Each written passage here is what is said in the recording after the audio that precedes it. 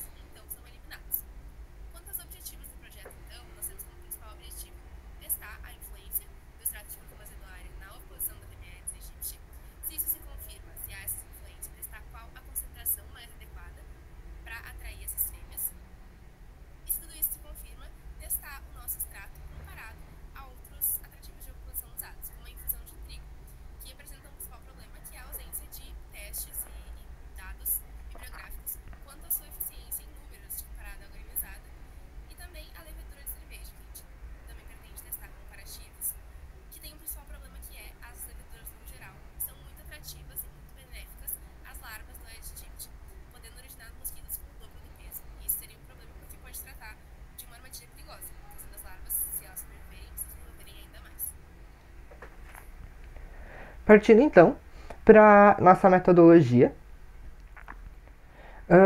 Bem, fazendo uma pesquisa, nós chegamos à conclusão de que a forma mais eficiente de realizar os nossos testes seriam com ovitrampas, que são o tipo de armadilhas para capturar ovos de mosquito mais eficientes.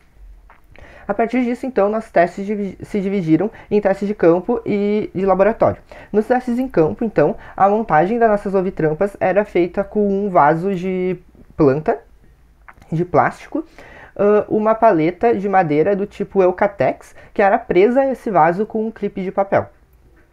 Nesses vasos, então, nessas ovitrampas, nós colocávamos 300 ml da nossa solução do extrato da cúrcuma azedoária, com concentração igual a 90 ppm, e também em outra ovitrampa nós colocávamos nosso teste em branco, que era apenas água deionizada. Essas ovitrampas, armadilhas, seriam colocadas nas dependências da Fundação Liberato, em locais onde haveria maior densidade de mata, e também nós aproveitávamos semanas em que a temperatura fosse maior, pois assim a incidência dos mosquitos é maior, e também a oviposição das fêmeas só acontece acima dos 23 graus Celsius. Nos nossos testes em laboratório, então, eles foram realizados no laboratório de vetores do Instituto de Ciências Básicas da Saúde da URGS, isso.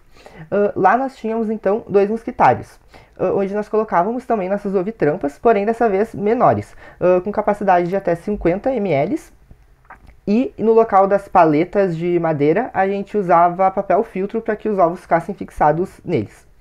Em um mosquitário, então, nós colocávamos a nossa solução do extrato de cúrcuma azedoária de concentração 100 ppm e o nosso teste em branco, que era água deionizada. E no segundo mosquitário, nós colocávamos a nossa solução do extrato da cúrcuma azedoária de concentração 200 ppm e o nosso teste em branco. Nesse laboratório, então, a temperatura era controlada por um termostato que não deixava a temperatura abaixar dos 23 graus Celsius durante muito tempo, e as fêmeas dos mosquitos Aedes aegypti eram alimentadas com sangue de cordeiro. Lá também, esses testes ficavam durante 2 dias. Depois era então feita a retirada e contagem dos ovos. Após a contagem dos ovos, então, nós incinerávamos ou autoclavávamos os papéis filtros e paletas. Além dos testes de eficácia, a gente se propôs também a realizar testes de composição. E a gente se propôs a realizar, então, o teste de cromatografia gasosa, que a gente ainda pretende fazer com o Obtec, o teste de cromatografia gasosa acoplada à eletroantenografia, que a gente pretende fazer em parceria com o Instituto de Agronomia da UFRGS, e o teste de infravermelho. Desses, a gente só conseguiu fazer até agora o infravermelho, e esse foi realizado na Fundação Liberato, usando nosso extrato de cúrcuma azedoária concentrado como amostra. Ele foi deixado em repouso para que o álcool pudesse evaporar, já que se trata de um extrato alcoólico. Então, ele foi colocado no aparelho para análise. A análise nos revelou, partindo então dos resultados, a presença da ligação CO, que aqui pode indicar ou um éter ou um álcool, já que as outras funções orgânicas foram eliminadas devido à ausência de outras bandas, no infravermelho. E também identificamos outras bandas, como a ligação de C5C e C-dupla-C. Essas ligações, quanto à ligação de CO, a gente analisa que ela provavelmente se trata de um álcool, já que é um extrato alcoólico, mas a gente também pode inferir que existe a presença de um éter, já que também existe uma subbanda nesse CO. Um éter seria muito interessante porque na molécula de cruzeirano, que era nosso principal objetivo de pesquisa, está presente a função éter, além da ligação C5C e C-dupla-C, que também foi analisada. Partindo então para os nossos resultados em campo. Bem, os testes em campo eles foram realizados em 3 triplicatas, em semanas em que a temperatura estivesse maior, já que, como eu falei, a incidência dos mosquitos é maior e também a oviposição das fêmeas só acontece acima dos 23 graus Celsius. Porém, como a gente fez esses testes no inverno, era muito difícil conseguir 5 dias da semana em que a temperatura estivesse acima desses 23 graus Celsius, e 5 dias era o tempo previsto para os nossos testes em campo. Por isso, e também aliado a outros fatores, a outras interferências externas que aconteceram na escola, nós não conseguimos obter resultados nesses testes. Quanto aos testes de laboratório, a gente felizmente foi capaz de obter resultados, e a gente conseguiu, no primeiro teste, na concentração de 100 ppm em relação ao branco, aproximadamente o dobro do número de ovos, e na concentração de 200 ppm em relação ao branco,